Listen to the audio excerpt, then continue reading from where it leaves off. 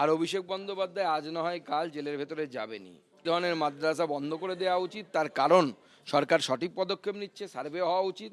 রাজনীতিতে অনেক সময় কোনো বৃহৎ স্বার্থের অ্যাচিভমেন্টের জন্য ছোট ছোট স্যাক্রিফাইস করতে হয়। সিলেবাস নিয়ে কোনো চিন্তা ভাবনা এবং জাতীয় শিক্ষানীতি দেখুন, কালকে মূলত আমাদের কেন্দ্র সরকারের শিক্ষা বিভাগের বিভিন্ন আধিকারিক এবং পশ্চিমবঙ্গ সরকারের শিক্ষা বিভাগের আধিকারিক, তাদের মধ্যে আলোচনার আয়োজন করা হয়েছে। মাননীয় মুখ্যমন্ত্রীরও সেখানে থাকার সম্ভাবনা আছে। রাজ্যের উচ্চশিক্ষামন্ত্রী এবং স্কুল শিক্ষামন্ত্রী, দুই শিক্ষামন্ত্রী সেখানে উপস্থিত থাকবে, আমিও উপস্থিত থাকবো সেখানে। মূলত কেন্দ্র সরকারের যে সমস্ত প্রকল্পগুলো আছে, যে প্রকল্পগুলো এখনও পর্যন্ত ঠিকমতো এখানে ইমপ্লিমেন্ট হয়নি, বিশেষ করে ইউডাইজ, যে ইউডাইজের মধ্যে দিয়ে রাজ্য সরকার তথ্য দেয় কেন্দ্রের প্ল্যাটফর্মে, সেই প্ল্যাটফর্ম সেখান থেকে সমগ্র দেশের শিক্ষার বাস্তব চিত্রটা ধরা যায়। সেই ইউডাইজ নিয়ে মিটিং আছে, তার সাথে অন্যান্য বিষয়ে আলোচনা হবে। ছাত্রভোট নিয়ে কোনো চিন্তা ভাবনা আপনারা করছেন? কারণ বামপন্থী স্টুডেন্ট অর্গানাইজেশনগুলো ইতিমধ্যেই বলছে যে ছাত্রভোট করতেই হবে। ছাত্রভোট নিয়ে এখনো পর্যন্ত এই সরকারের না, লিন্ডো কমিশনের সুপারিশ আছে, সমস্ত কিছু আছে, দেখে আমাদের উচ্চশিক্ষামন্ত্রী ঠিক করবেন। এটা একদমই রাজ্য সরকারের প্রেরোগেটিভ। প্রাক্তন শিক্ষামন্ত্রী ব্রাত্য বসু তাকে তো এখনো পর্যন্ত দেখতে পাওয়া যাচ্ছে না, কোথায় গেলেন তিনি? উনি পাহাড়ে গেছেন শুনতে পাচ্ছি আমিও। অনেকদিন পাহাড়ে যাওয়া হয়নি, উনি পাহাড়ে গেছেন। খোঁজ নিন কোথায় কোন পাহাড়ে আছে। তৃণমূল কংগ্রেস তারা তাদের দলের সভাপতি করলেন, সেই জায়গায় দাঁড়িয়ে বিপ্লব মিত্রকে এটা করা আপনার জেলার সমীকরণ এবং আপনাদের রাজনীতির ক্ষেত্রে কি কোনো রকম কোনো অ্যাডভান্টেজ দেবে? দেখুন, প্রথম কথা বলি হচ্ছে যে তৃণমূল কংগ্রেস হচ্ছে ডুবন্ত নৌকো। তার মাঝি মমতা বন্দ্যোপাধ্যায় না ঋতব্রত, ওটা কোনো ম্যাটার করে না। তো স্বাভাবিকভাবে তার সভাপতিকে সে খায় না মাথায় দেয়, এটা কোনো বিষয়ই নেই। বিপ্লব মিত্রবাবু অনেক সিনিয়র পলিটিশিয়ান, এখন তো যতদূর আমার মনে হয় 70-এর উপরে ওনার বয়স। এই বয়সে রাজ্য সভাপতি কি করবে? কিন্তু ঘুরতেই পারবেন না, শারীরিক অবস্থায় সেরকম নেই। তো স্বাভাবিকভাবে ওনারা নিজেরাও ধরে নিচ্ছেন যে পার্টিটা ডুবতে চলেছে, সেজন্য ওরকম ব্যক্তিকে সভাপতি করছেন যিনি বয়স এত বেশি যে যিনি সভাপতি হিসেবে তার কর্মকাণ্ড চালাতে পারবেন না। কিন্তু আপনি বলছেন যে মাথা ব্যথা নেই, কিন্তু এই মুহূর্তে তো সোশ্যাল মিডিয়া থেকে শুরু করে সমস্ত জায়গায় ভালো তৃণমূল খারাপ তৃণমূল বিজেপি এই নিয়েই চর্চা চলছে, তার বাইরে আর কোনো আলোচনা নেই। দেখুন, ভালো তৃণমূল খারাপ তৃণমূল নিয়ে অলরেডি আমাদের রাজ্য সভাপতি স্পষ্ট করে দিয়েছেন।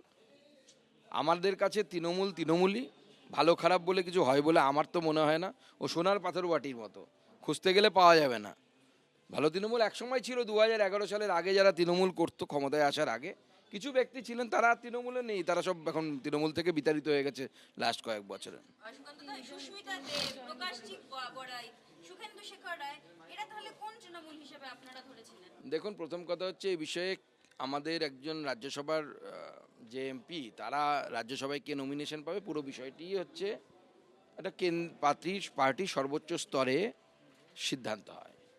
রাজনীতিতে অনেক সময় কোনো বৃহৎ স্বার্থের অ্যাচিভমেন্টের জন্য ছোট ছোট স্যাক্রিফাইস করতে হয়। তো বৃহৎ স্বার্থটা বা যেটা আগামী দিনের লক্ষ্য বা গোল, সেটা দেখা যায় না অনেক সময়। যখন দেখতে পাবেন বুঝতে পারবেন। আমরাও এক সময় যখন জম্মু কাশ্মীরে মেহবুবা মুফতির সাথে সরকার করেছিলাম, তখন আমাদের অনেককে ক্রিটিসিজম করেছিল, আমাদের কর্মীরাও ক্রিটিসিজম করেছিল যে মেহবুবা মুফতির পার্টির সাথে আমরা যাচ্ছি কেন ইয়ে করতে। পরবর্তী সময় সবাই বুঝতে পেরেছিল কেন গেছিলাম আমরা। আমরা রাজনৈতিক অসৌজন্যতাকে আমরা বিশ্বাস করি না। আমাদের মুখ্যমন্ত্রী যেখানেই প্রশাসনিক বৈঠকে যাচ্ছেন, সেখানে বিজেপির টিকিটে জেতা এমএলএদেরকেও ডাকছেন, তৃণমূলের টিকিটে জেতা এমএলএদেরকেও ডাকছেন। স্বাভাবিকভাবে কে কার সাথে বসবে আর বসবে না, কে কার সাথে চা খাবে কি খাবে না, সেটা তার নিজের ব্যাপার। গতকাল অনুব্রত মণ্ডল, যাকে মমতা বন্দ্যোপাধ্যায়ের ভাই বা সব থেকে ঘনিষ্ঠ কেষ্ট, আদরের কেষ্ট, সেই আদরের কেষ্ট তো দিদির সঙ্গে থাকলেন না। দিদির সাথে এখন কেউ নেই, সবাই ছেড়ে পালিয়ে যাচ্ছে। দিদি ভাইপোর কাঁধে হাত রেখেছেন এবং তারপর থেকে সবাই একে একে দিদিকে ছেড়ে চলে যেতে চাইছেন। আগামী দিনে দিদি একাই থাকবেন। আমি বহু আগে বলেছিলাম, এখনও আপনাদের আর্কাইভে থাকলেও থাকতে পারে, খুঁজে দেখুন, যে একসময় এই পার্টিটাতে কেউ থাকবে না, পিসি আর ভাইপোই শুধু থাকবে। দেখুন, আমার যেটা মনে হয় যে এই এটা এনফোর্সমেন্ট হলে পরে স্বাভাবিকভাবে যারা অপরাধিক তত্ত্ব আছে, যে অপরাধিক সমাজবিরোধী যারা আছে, তাদেরকে আগাম সচেতনতামূলক এক কার্যপদ্ধতি হিসেবে বা তাদেরকে আগে থেকে অ্যারেস্ট করার যে অধিকার পুলিশের হাতে যাচ্ছে, এতে অনেক সময় গণ্ডগোল লাগার আগেই বা গণ্ডগোল শুরু হওয়ার আগেই, দাঙ্গা শুরু হওয়ার আগেই দাঙ্গাকে আটকে দেওয়া যাবে, গণ্ডগোলকে আটকে দেওয়া যাবে, সেটা তো ল অ্যান্ড অর্ডারের পক্ষে ভালো হবে। আমার ব্যক্তিগত মত আমি দিয়েছি, ফিনান্সিয়াল লিটারেসি অলরেডি সিবিএসসিতে কিছুটা শুরু হয়ে গেছে, সিলেবাসে আছে, আপনারা যদি দেখেন।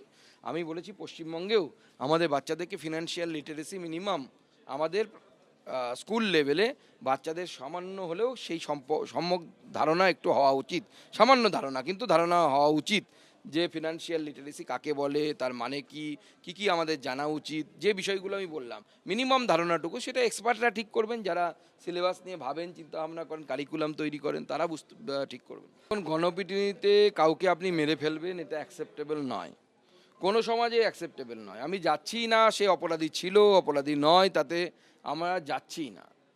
আমাদের বক্তব্য হচ্ছে যে গণপিটুনিতে যাকে মারা হয়েছে পুলিশ তদন্তে দেখেছে, আমাদের মাননীয় মুখ্যমন্ত্রী বলেছেন যে মূল অভিযুক্ত যে তার মধ্যে তিনি নন, তার পরিবারকে আমরা সহায়তা করেছি, আর্থিক সহায়তা, চাকরি দেওয়ার কাজ করেছি। কিছু রাজনৈতিক দল আছে, কিছু শকুন আছে, বরাবরই থাকে লাল শকুন, তারা ঘুরে বেড়ায়, তারা এসব করে। তো যেখানে মৃতদেহ পাবে সেখানে তারা চলে যাবে, নতুন নতুন এই ধরনের ফকির ফিন্দি ঘাটবে, এবং একজন তাদেরই মধ্যে থেকে একজন বলবে যে জমা খরচ করে দেখাও তারপরে বলো, আর একজন সঙ্গে সঙ্গে আর এক নেতা তাদের মধ্যে অন্য স্বর নিয়ে বলবে যে এই যে এনকাউন্টার করা হলো বা অমুক হলো তার মানে হচ্ছে এটাকে ধামাচাপা দেয়া। তো এটা এদের মধ্যে এরা নিজেরাই কনফিউজ। আগে নিজেরা ঠিক করুক পার্টিগতভাবে যে তারা কি চাইছে, তারপরে আমাদের দিকে আঙুল তুলুক। বেআইনি মদের ঠেক থাকবে কেন? বেআইনি মদের ঠেক রাখা যাবে না। আমরা স্পষ্ট বলে দিচ্ছি পুলিশ প্রশাসনকে, যদি মনে করেন যে টাকা নিয়ে পকেট ভরবেন আর বেআইনি মদের ঠেক চালাবেন, আমাদের সরকার চালাতে দেবে না, আমাদের সরকার এটা অ্যাকসেপ্ট করবে না। এবং আমরাও নিজেদের এলাকায় নজরদারি রাখছি, কোথাও এই ধরনের বেআইনি মদের ঠেক যেন না চলে। দেখুন, এফআইআর যদি হয়, সেই এফআইআরের ভিত্তিতে পুলিশ আইন অনুসারে, আমাদের ন্যায় সংহিতা অনুসারে কাজ করবে। আর অভিষেক বন্দ্যোপাধ্যায় আজ না হয় কাল জেলের ভেতরে যাবেনি, কেউ বাঁচাতে পারবে না। এত কাণ্ড করে রেখেছেন, শুধু এই দুরাশ্রয় সেবাশ্রয় নয়, আরও অনেক কাণ্ডকীর্তি করে রেখেছেন, যে কাণ্ডকীর্তির জন্য উনি এমনিই জেলে যাবেন, সেটা তো বিদেশে পালানোর চেষ্টা করছেন।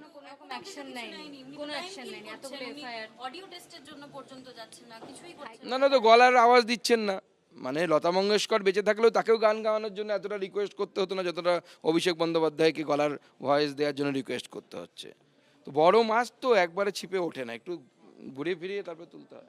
আমার ব্যক্তিগত মত, পার্টিগত মত নয়, ব্যক্তিগত মত হচ্ছে এই ধরনের মাদ্রাসা বন্ধ করে দেওয়া উচিত। তার কারণ সরকার সঠিক পদক্ষেপ নিচ্ছে, সার্ভে হওয়া উচিত। একসময় বুদ্ধদেব ভট্টাচার্য আজ থেকে বহু বছর আগে যখন তিনি মুখ্যমন্ত্রী ছিলেন, সেই সময় তিনি বলেছিলেন যে এই সীমান্তবর্তী মাদ্রাসাগুলো সন্ত্রাসের আতুর ঘর। যদিও পলিটিক্যাল প্রেসারে, তার রাজনৈতিক দলের চাপে তাকে সেই বক্তব্য থেকে সরে আসতে হয়েছিল, কিন্তু একজন মুখ্যমন্ত্রী, এবং বিশেষ করে তা বুদ্ধদেব ভট্টাচার্যের মতো মুখ্যমন্ত্রী তো এমনি কল্পনা বা স্বপ্ন দেখে মায়ের স্বপ্নাদেশ পেয়ে ওটা বলেননি। ওনার কাছে গোয়েন্দা সংস্থা, অর্থাৎ যারা ভারত সরকার এবং পশ্চিমবঙ্গ সরকারের হয়ে কাজ করে, তাদের রিপোর্ট ছিল, এবং সেই রিপোর্টের ভিত্তি করে উনি বলেছিলেন। আর সেটা কত সালে বলেছিলেন আপনারা মনে করে দেখুন। তখন যদি এই অবস্থা ছিল, তাহলে আজকে কি অবস্থায় খালিজি মাদ্রাসাগুলো পৌঁছেছে। সরকারের উচিত সার্ভে করা, যে মাদ্রাসাগুলোর সাথে এই ধরনের দাঙ্গায় উস্কানি বা দেশবিরোধী কার্যকলাপের অভিযোগ আসবে, তাদের পত্রপাঠ শাটডাউন করে দেওয়া উচিত, বন্ধ করে দেওয়া উচিত। এগুলো মামদবাদী চলবে না। এগুলো করতে হলে বাংলাদেশ যাও, পাকিস্তান যাও, আছে কোনো কি করো। দেখুন, এটাই হচ্ছে আগের সরকারগুলো এবং আমাদের সরকারের মধ্যে পার্থক্য। আমি পেপারে পড়তাম যখন আমি স্টুডেন্ট ছিলাম এই মস্কের ব্যাপারে, বামফ্রন্ট আমলে। বামফ্রন্ট সাহস পায়নি 34 বছরে এই মস্কে টাচ করার জন্য, স্পর্শ করার জন্য এই মসজিদকে। কারণ কি, ভাবাবেগে আঘাত লাগবে, কারো ধর্মীয় ভাবাবেগে আঘাত লাগবে। এই যে মানসিকতা, আমরা যখন রাস্তা চওড়া করতে হচ্ছে, আপনি মন্দির ভেঙে দিচ্ছেন। যাদবপুরেই ভাঙা হয়েছিল এই 8Bর পরে, সুলেখা মোড়ের পরে, তখন রাস্তা চওড়া হয়েছিল, বামফ্রন্ট আমলেই হয়েছিল। কিন্তু ওই মসজিদটা রানওয়ে তার থেকে অনেক বেশি গুরুত্বপূর্ণ, ফিনান্সিয়াল ডেভেলপমেন্টের জন্য, ইকোনমিক ডেভেলপমেন্টের জন্য গুরুত্বপূর্ণ। মসজিদে হাত দেওয়ার সাহস কেউ দেখায়নি, না বামফ্রন্ট সরকার দেখিয়েছে, না তৃণমূল কংগ্রেস সরকার দেখিয়েছে। অথচ আরব সহ, সৌদি আরব সহ বিভিন্ন মুসলিম বা ইসলামিক দেশে ডেভেলপমেন্টাল ওয়ার্কের জন্য মসজিদ নিয়মিতভাবে রিপ্লেস করা হয়, একটা জায়গা থেকে অন্য জায়গায় নিয়ে যাওয়া হয়। কারণ মসজিদের কনসেপ্টটাই তাই। মসজিদ একটা নামাজ পড়ার জায়গা শুধুমাত্র। মন্দির আর মসজিদের মধ্যে পার্থক্য আছে। মন্দির মানে সেটা দেবতার প্রাণ প্রতিষ্ঠা হয় সেখানে, ইসলামে সেটা বিশ্বাস করা হয় না, ইসলাম অন্য বিশ্বাসে বিশ্বাস করে, তো স্বাভাবিকভাবে সেটা রিপ্লেসেবল ইসলামিক কান্ট্রিগুলোতে হয়। দেখুন, ল্যান্ড পলিসি তো এখনও তো ঘোষণা হয়নি, আমাদের মাননীয় শিল্পমন্ত্রী এবং মুখ্যমন্ত্রী আগামী দিনে তা ঘোষণা করবে। আমরা এটুকু বলতে পারি, আমাদের যে মাইন্ডসেট বা আমাদের যে প্রিন্সিপাল, যে প্রিন্সিপালের উপর ভিত্তি করে আমরা শিল্পায়নের দিকে এগোচ্ছি, তা হলো শিল্পের পথে, প্রকৃত ইনভেস্টমেন্টের পথে, যে ইনভেস্টমেন্টে জব ক্রিয়েশন হবে অর্থাৎ চাকরি তৈরি হবে, সেই সমস্ত রকম বাধাকে দূর করার জন্য যা যা করা দরকার আমাদের সরকার সমস্ত কিছু করবে।